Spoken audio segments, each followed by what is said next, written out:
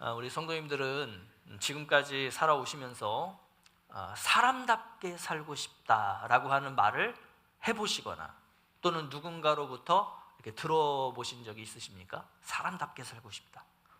어떤 인격적인 대우를 받지 못하면서 사는 누군가가, 또는 자신이 원하지 않는 어떤 삶을 강요받아서 살고 있는 누군가가 종종 저도 이제 좀 사람답게 살고 싶어요, 이런 말들을 하죠. 그죠? 그렇다면 여러분은요, 이 사람답게 산다는 게 뭔가를 설명하실 수 있으십니까? 아마도 저마다의 어떤 기준이라던가 어떤 요소들을 가지고 또 조건들을 가지고 사람답게 사는 것은 이러한 거지요 라고 다 설명하실 수는 있을 거예요. 여러분, 그렇다면 성경은 사람답게 산다는 것을 뭐라고 말씀하고 있을까요? 사람답게 산다는 게 뭔가? 라는 질문은요, 어찌 보면 굉장히 철학적인 질문일 수도 있겠고요, 또 실제적인 우리의 삶을 밀접하게 연관되어 있는 그러한 실제적인 질문이기도 할 겁니다. 그래서 오늘 우리가 이 성경을 통해서 사람답게 산다는 것이 뭔가에 대한 성경적인 해답을 찾고, 앞으로 우리가 사람답게 산다는 건 이겁니다를 설명을 할 때는 성경적인 설명을 할 수 있는 그러한 저와 여러분이 되었으면 좋겠습니다. 첫째 날부터 여섯째 날까지 우리가 그 매일의 창조의 역사들을 쭉 말씀을 통해서 보면요, 일련의 규칙들이 있다는 것을 발견하게 돼요. 자, 어떤 규칙들이 있냐면, 자, 먼저 하나님이 이르시되 라고 하는 선언으로 시작을 합니다. 자, 그리고 하나님께서 명령, 즉 말씀하세요. 그러면 하나님이 말씀하시고 명령하신 대로 완성이 됩니다. 그리고 마지막으로 그렇게 완성된 것에 대한 하나님의 평가가 나와요. 그래서 계속해서 반복되는 표현들이 있어요. 하나님이 보시기에 좋았더라, 이런 표현들이 또 반복되죠. 그래서 보시면 하나님이 이르시되 그대로 되니라, 하나님이 보시기에 좋았더라, 이게 매 구절들마다 이렇게 반복적으로 나타납니다. 자, 여기서 우리는 하나님은 이러한 분이시구나 라는 것을 발견하게 돼요. 먼저 하나님은요, 말씀하시는 분이세요. 그리고 그 하나님의 말씀에는 엄청난 능력이 있다는 것을 우리는 발견하게 됩니다. 아무것도 없는 것에서 말씀만 하셔도 새로운 것이 생겨나죠. 더 놀라운 것은 어떤 더함도 없고 또 어떤 뺨도 없고 하나님이 말씀하신 그대로, 명령하신 그대로 완성이 되었다는 거예요. 하나님이 이르시되 그대로 되니라, 그대로 되니라. 자, 사도 요한은요, 이러한 하나님의 말씀이 육신이 되어 이 땅에 오셨는데 그분이 예수 그리스도시다라고 증거했습니다. 즉, 하나님의 말씀은 어떤 음성, 소리로 들리는 그런 목소리라던가 아니면 어떤 글, 문서에 적혀있는 어떤 명령문이 아니라 인격이신 예수 그리스도 그 자체시라는 거죠. 그럼 도대체 그게 뭐냐? 좀 설명을 해달라. 못해요. 어떤 의미인지를 우리가 명확하게 설명할 수도 없고요, 또 우리가 가진 어떤 지식이나 철학이나 이런 어떤 분별력으로는 그 말씀이 육신이 되었다, 이게 어떤 의미인지를 이해할 수가 없는 그러한 영역의 내용이기 때문에 설명도 못하고 이해도 못합니다. 다만 성경이 그렇게 말씀하시니까 우리는 믿는 거예요. 말씀이 육신이 되어 이 땅에 오셨다. 자, 중요한 것은 하나님의 말씀은 반드시 그리고 정확하게 이루어진다는 거예요. 그리고 그 말씀은 예수 그리스도라고 하는 인격체로 이 땅에 존재하셨다는 것이고요, 지금은 어때요? 성령으로, 그리고 기록된 말씀인 이 성경으로 우리에게 주어져 있다는 거죠. 그렇기 때문에 지금도, 오늘날에도 이 하나님의 말씀의 능력은 그 천지 창조 때와 같이 이 땅 가운데, 그리고 우리 성도들의 삶 가운데 동일하게 역사하고 있고 나타나고 있다는 거예요. 여러분, 이걸 믿으십니까? 반응이 크게 없는 걸 보니 둘 중에 하나예요. 자, 첫 번째는 아멘 할 타이밍을 놓친 거죠. 아멘 하려고 그랬는데 훅 하고 지나가니까 놓쳤네? 이래서 이제 못 하셨을 거고, 두 번째 이유는 그럴 수 있어요. 목사님, 그게 실제로 그렇지 않던데요. 아니, 천지 창조 때 하나님이 무에서 유를 창조하신 그 하나님의 말씀의 능력이 오늘날 내 삶 가운데는 별로 그렇게 나타나는 것 같지 않아요 라고 하다 보니 이러한 말씀을 드리면 시큰둥한 거예요. 그 하나님의 말씀의 능력이 오늘 우리의 삶 가운데 나타나고 있다고? 나는 안 그런 것 같은데? 라고 말이죠. 그러니까 이 의미를 우리가 잘못 알고 있기 때문에 그래요. 이 의미를 잘못 알고 있다 보니 어떻게 우리가 이걸 대하느냐? 우리가 어떤 궁핍함이라던가 어떤 어려움 속에 처하게 될 때 그 무에서 유를 만들어내시는 그 하나님께 간구하게 되죠. 그러면서 뭘 간구해요? 하나님, 내 삶에 하나도 없는 돈, 이 무를 좀 통장에 좀 공 몇 개 붓고 그 앞에 숫자 한 9 정도 붙여서 좀 이렇게 좀 채워달라고. 무에서 유를 창조하시는 분이 요 정도 못하시냐고 우리가 그렇게 하나님 앞에 기도를 하는 거죠. 그런데 그렇게 기도하면 진짜 없던 돈이 막 내 통장에 쌓이고 내 주머니에 막 어느 순간 갑자기 수표가 들어있고 그런가요? 그렇지 않잖아요. 그러다 보니 하나님의 말씀의 능력이 오늘날 성도들의 삶 가운데 나타난다고? 안 그런 것 같은데? 라고 생각한다는 거예요. 근데 여러분, 하나님의 말씀의 능력이라는 것이 이런 거를 의미하는 게 아니에요. 무에서 유를 만들어내시는 말씀의 능력은요, 창조 때에 국한되어 있습니다. 왜 그러느냐? 하나님께서는 이미 이 천지를 창조하실 때 우리에게 필요한 모든 것들을 다 만들어 두셨어요. 그러니 지금 이 시대에 무에서 유를 만들어낼 필요가 없는 거죠. 이제는 이 창조된 이 세상을 하나님의 말씀에 따라서 우리 사람들이 운영을 해나갈 때 그때 말씀의 능력이 나타나게 된다는 거예요. 굉장히 중요한 표현을 썼거든요. 창조된 이 세상을 하나님의 말씀에 따라 우리가 운영하려고 할 때 그 성도의 삶 가운데 말씀의 능력이 나타나게 된다는 거예요. 그래서 여러분, 이 포인트를 먼저 좀 잘 기억해 두십시오. 우리 이따가 되게 중요한 겁니다. 하나님의 말씀의 능력은 우리가 하나님의 뜻에 따라 이 세상을 살아갈 때 그 삶 가운데 나타나게 된다. 자, 그러면서 이제 반복되는 중요한 표현이 하나가 있는데 그게 뭐냐면 하나님이 보시기에 좋았더라라고 하는 평가예요. 평가. 여러분, 여기서 좋다라는 의미가 뭐겠어요? 하옥한, 이쁘다, 잘생겼다, 뭐 이런 의미일까요? 아니면은 하나님이 이렇게 자기 자신이 만드신 이 창조를 보시면서 막 뿌듯해하는 거죠. 나 자신을 이렇게 대견하게 여기는 거죠. 그래서 뭔가 이렇게 만족스러워요. 기분이 좋아요. 그래서 하나님이 보시기에 좋았다, 이런 의미일까요? 여러분, 보시기에 좋았다는 표현이 있는 구절들을 우리가 한번 쭉 펼쳐놓고 볼 겁니다. 한번 띄워주시겠어요? 자, 하나님이 보시기에 좋았더라가 몇 번 기록되어 있죠? 한번 세보세요. 하나, 둘, 셋, 넷, 다섯, 여섯, 7번이 기록되어 있어요. 자, 그런데 한번 이게 몇째 날에 하나님 보시기에 좋았더라라는 말씀하셨나를 다시 한번 보세요. 여러분들 몇째 날이 빠져 있죠? 둘째 날이 빠져 있어요. 왜 둘째 날에 이 하나님이 보시기에 좋았더라가 빠져 있을까? 이런 것들을 우리가 생각을 하다 보면 하나님이 보시기에 좋다라는 의미가 이런 거겠구나를 우리가 짐작할 수 있게 돼요. 자, 둘째 날에 하나님이 뭘 만드셨죠?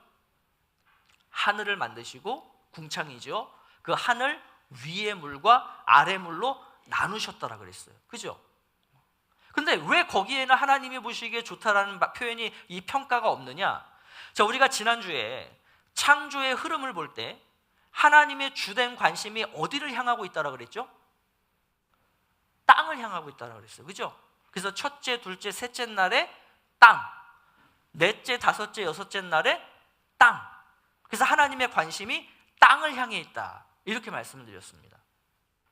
다시 말해서 둘째 날에 하나님이 나누신 궁창 위의 물과 궁창 아래의 물, 위의 물은 우리가 뭐 비 이런 거라고 표현할 수 있겠고, 아래의 물은 뭐 하수, 바다 이런 거라고 우리가 표현할 수 있겠죠. 이 물이라고 하는 것은요, 땅을 만나야만 비로소 하나님이 창조하신 목적을 이루게 돼요. 그러니까 비라던가 물은요, 땅을 적셔서 그 땅으로 하여금 풀이라던가 채소라던가 나무를 생산해내야 비로소 창조의 목적에 맞다는 거예요. 그래서 이 둘째 날의 평가를 셋째 날로 보류하시는 겁니다.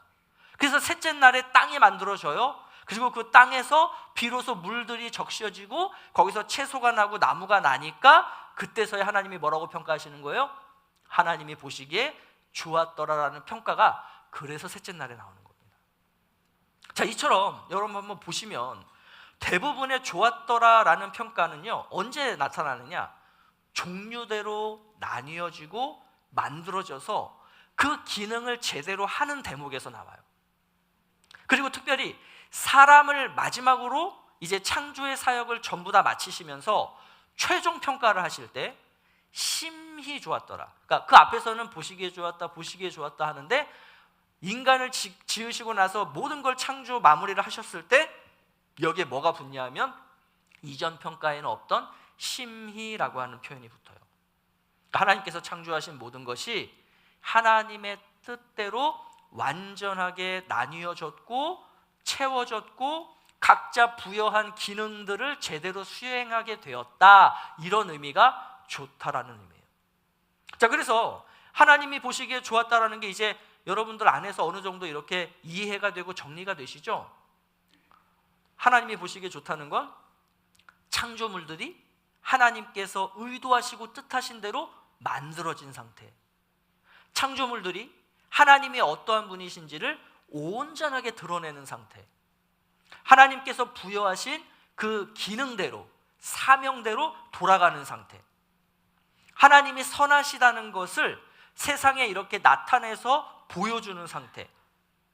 여러분, 이게 하나님이 보시기에 좋았다는 거예요. 자, 너무 중요한 거예요. 너무 중요한 거예요. 창조주이신 하나님의 선함을 드러내며 하나님이 뜻하시고 의도하신 대로 운영이 되며 하나님이 어떠한 분이신가를 드러내는 것, 이게 좋음이에요. 좋음. 그래서 지금까지 우리가 굉장히 중요한 두 가지 포인트를 살펴봤어요.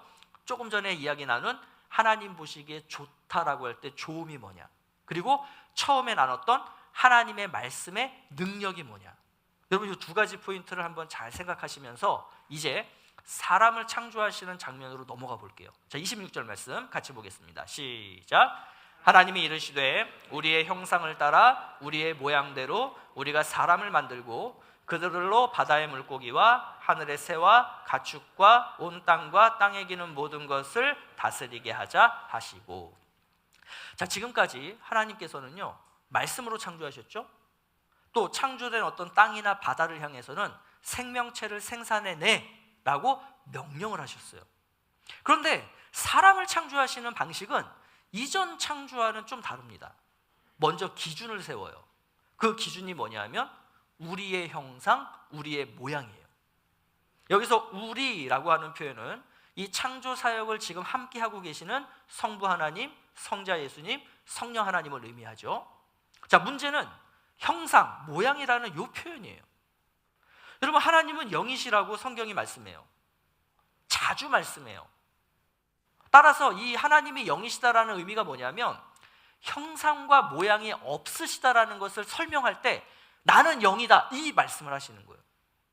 그런데 지금 이 찬지 창조 이 대목에서는 뭐라고 말씀하시냐면 형상과 모양을 기준으로 사람을 만드시겠다는 거예요.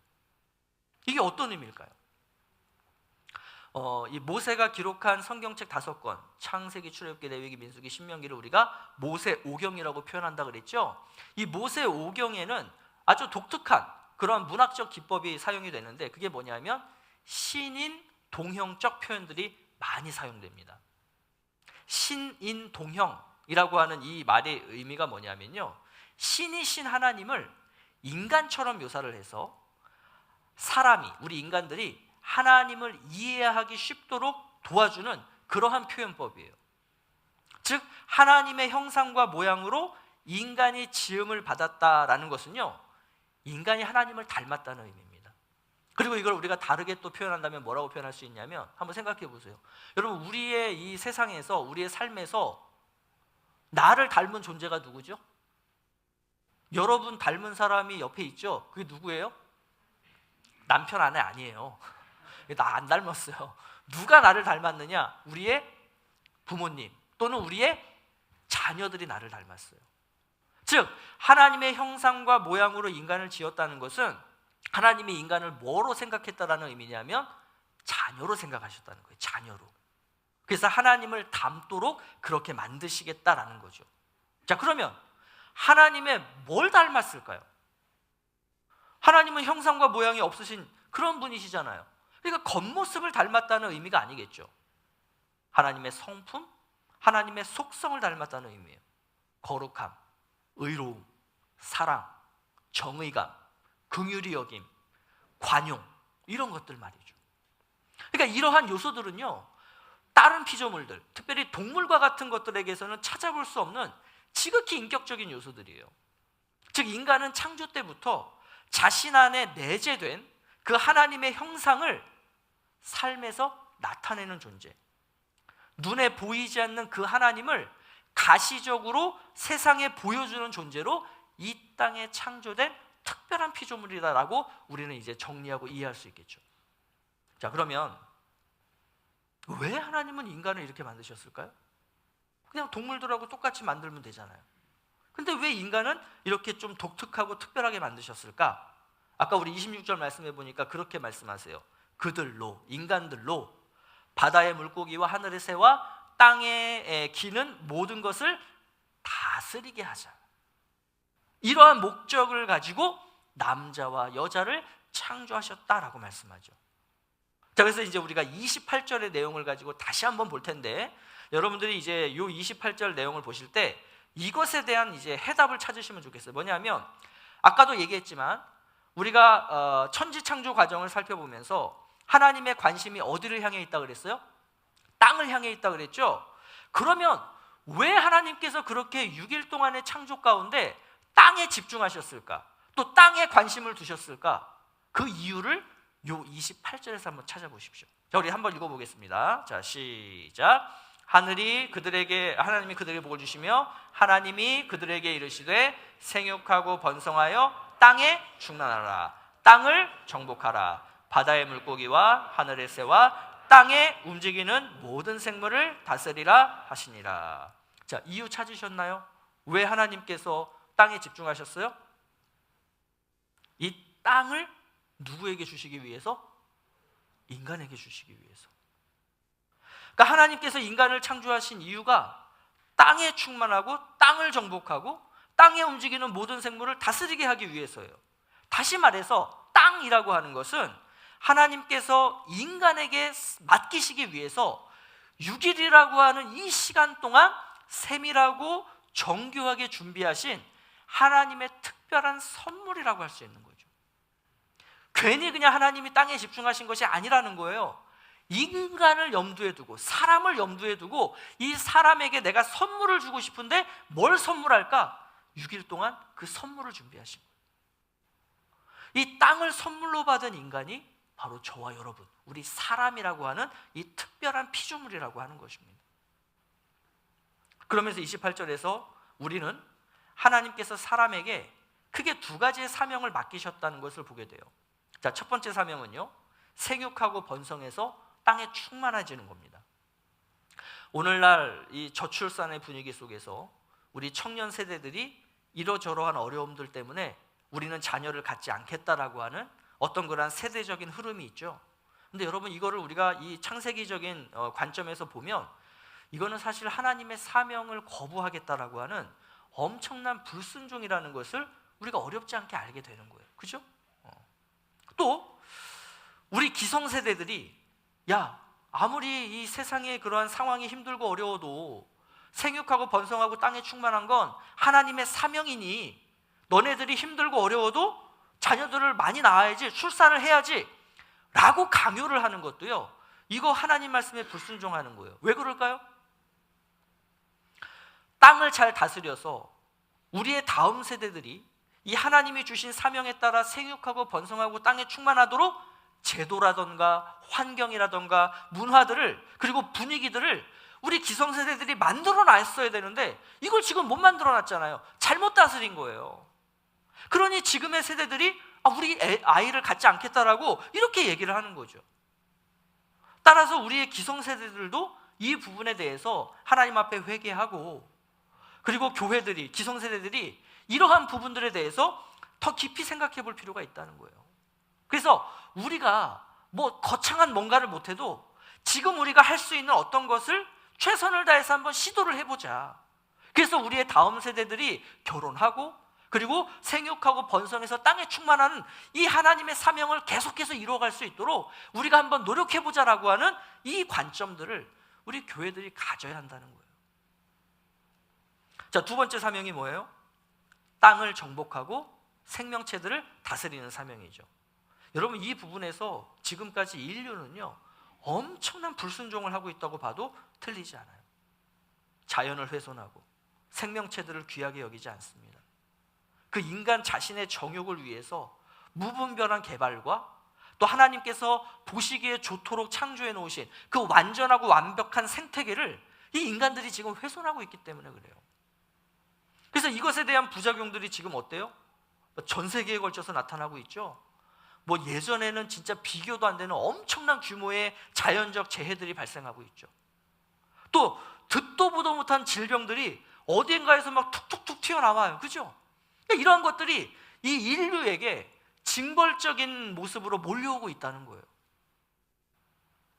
이러한 부분들을 우리가 깊이 생각하고 우리가 사람답게 산다는 게 뭐냐, 하나님께서 맡기신 이 사명을 우리가 어떻게 오늘날 우리의 상황 속에서 우리가 감당하며 순종하며 나아갈 거냐, 이런 부분들에 대해서 사실은 누구보다도 교회들이 그리고 우리 성도들이 책임감을 가지고 이 부분에 대해서 생각하고 기도하고 준비하고 살아가야 된다는 것이죠. 자, 그러면서 우리의 눈에 확 들어오는 표현이 하나 있어요. 그게 뭐냐면 하나님께서 그들에게 복을 주시며 라는 표현이에요. 너무나 중요한 포인트입니다. 이게 왜 중요하냐면요, 첫 번째로 하나님께서 사람에게 먼저 복을 주셨어요. 그죠? 먼저 복을 주시고 나서 뭐라 그래요? 땅과 창조물들을 정복하고 다스리고 생육하고 번성하라는 사명을 맡기세요. 순서가 중요해요. 순서가. 사명을 잘 감당하면 내가 너희들에게 복을 줄게, 이렇게 얘기하지 않으셨다는 거예요. 근데 우리는 너무나 종종 하나님께 복이라는 것을 대가적으로 요구를 하죠.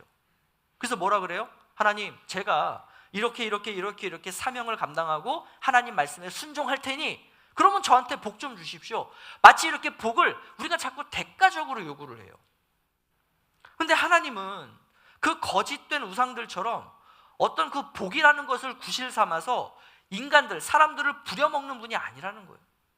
우리 하나님은 인격적인 분이십니다. 복을 먼저 주셨어요. 왜 복을 먼저 주셨을까요? 그래야만 이 창조 때 주신 사명을 감당할 수 있거든요. 그러니까 감당하면 복을 주는 게 아니고 복을 다 주시고, 즉 감당할 수 있도록 만들어 놓고 그리고 우리에게 감당하라고 하시는 거예요. 이게 우리 하나님이라고요. 자, 두 번째로, 그럼 이 복이라는 게 뭘까요? 뭐가 복일까요? 복을 주셨다는데 뭐가 복이겠어요? 권력, 물질, 명예, 성공과 같은 오늘날의 사람들이 그렇게나 원하고 바라고 기대하는 그러한 세상적 가치의 복일까요? 여러분, 조금만 한번 생각을 해보세요. 자, 천지를 창조하셨을 때 권력, 물질, 명예, 성공, 이런 게 있었겠습니까? 그러니 이게 그런 복은 아니겠구나라는 것쯤은 우리 어린아이들도 조금만 얘기 나눠보면 알아요. 또 하나님께서 인간을 창조하신 목적에 우리가 그렇게 바라는 복이 원래는 이미 기본으로 담겨 있다는 거예요. 기본으로. 한번 볼까요? 여러분, 하나님이 인간에게 뭐라고 하시냐면 모든 식물 너희 마음대로 먹어. 이거 뭐예요? 물질의 복이잖아요. 우리가 물질이 왜 필요해요? 마음껏 먹으려고 물질이 필요한 거잖아요. 마음껏 먹으래요. 물질의 복 주셨어요, 이미. 또 땅과 생명체들 너네들 뜻대로 돌봐라. 권력이잖아요. 그죠? 우리 뜻대로 다 행할 수 있어요. 이미 우리에게 권력을 주셨어요. 또 뒤에 가면 나오지만 아담이 생명체들을 하나하나 불러서 그것들에게 이름을 지어줍니다. 이게 뭐예요? 이건 역시도 권력이면서 동시에 명예지요. 명예. 내가 누군가에게 이름을 지어줄 수 있다는 것은 굉장한 명예입니다. 그럼 여러분, 이 정도면 성공한 인생 아니겠어요? 그러니까 이미 인간의 존재 자체에 이런 복들은 기본으로 주어져 있다는 겁니다. 그래서 예수님이 이렇게 말씀하셨던 거예요. 자, 마태복음 6장 30절에서 33절 다 함께 시작. 오늘 있다가 내일 아궁이에 던져지는 들풀도 하나님이 이렇게 입히시거든 하물며 너희일까 보냐 믿음이 작은 자들아. 그러므로 염려하여 이르기를 무엇을 먹을까? 무엇을 마실까? 무엇을 입을까? 하지 말라. 이는 다 이방인들이 구하는 것이라 너희 하늘아버지께서 이 모든 것이 너희에게 있어야 할 줄을 아시느니라. 그런즉 너희는 먼저 그의 나라와 그의 의를 구하라. 그리하면 이 모든 것을 너희에게 더하시리라. 그러니까 하나님께서 이미 사람에게 이 땅에서 살아갈 때 필요한 요소들, 가치들을 주셨다는 거죠. 너희들이 나한테 잘하면 내가 그거 줄게가 아니에요. 하나님은 먼저 주시는 분이세요. 그래서 기복적 신앙, 우리가 기복적 신앙이라고 표현하잖아요. 그 기복적 신앙은 하나님을 우상으로 숭배하는 것과 다를 바가 없는 거예요. 그래서 하나님께서는 이것을 굉장히 가증스럽게 여기셨어요. 하나님이 보시기에 좋았더라에 완전히 반대되는 게 뭐냐? 하나님을 기복적으로 자꾸 대하는 거예요. 그래서 성경 창세기부터 시작해서 요한계시록까지 하나님이 반복해서 말씀하시는 게 뭐냐? 나 그거 가증스럽게 여겨. 너희들이 나를 뭐 예배한다 그러고 나를 섬긴다 그러고 이러면서 자꾸 기복적으로 나한테 다가오는데 나 그거 좋아하지 않아. 그거 내가 보기에 좋지 않아 라고 성경 내내 기록이 되어 있어요. 그런데도 여전히 우리는 자꾸 하나님을 그렇게 대해요. 그래서 여러분, 여기서 복이라는 것은 그런 복이 아니에요. 세속적인 복이 아니에요. 이 세상을 하나님의 뜻에 따라 다스릴 수 있는 권위와 지혜와 분별력과 통찰력과 힘과 능력, 이러한 것들을 이미 복으로 다 주셨다라는 거죠. 그래서 이러한 복을 그냥 우리 다 통틀어서 이렇게 표현하면 좋습니다. 통치권, 다스리라, 정복하라, 충만하라, 이러한 표현들은요 통치권의 또 다른 표현인 거예요. 자, 그러면 이제 지금까지의 내용들을 여러분들이 한번 쭉 생각을 하시면서 제가 이제 드리는 질문에 대한 답을 여러분들이 한번 생각해 보시면 좋겠습니다. 어렵지 않아요. 너무 쉬워요. 자, 한번 질문해 볼게요.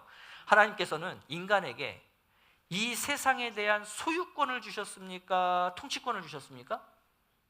소유권 주셨어요? 통치권 주셨어요? 통치권을 주신 거예요. 통치권. 자, 그러면 세상의 주인은 누구예요? 여기서 세상이라는 것은 나를 포함한, 우리 인간들, 피조물을 포함한 하나님이 창조하신 모든 피조세계, 피조물들을 의미하는 거예요. 자, 세상의 주인이 누굽니까? 사람이에요? 아니에요. 하나님이세요. 자, 그러면 여러분 주머니에 있는 것들은 여러분 겁니까? 하나님 겁니까? 왜 망설여요? 왜 뜸들여요? 그래도 내 주머니에 있는 건 내 건데, 이런 생각이 있으세요? 내가 누구 거예요? 하나님 거잖아요. 그럼 내 주머니에 있으면 그거 누구 거예요? 하나님 거죠. 하나님 거죠.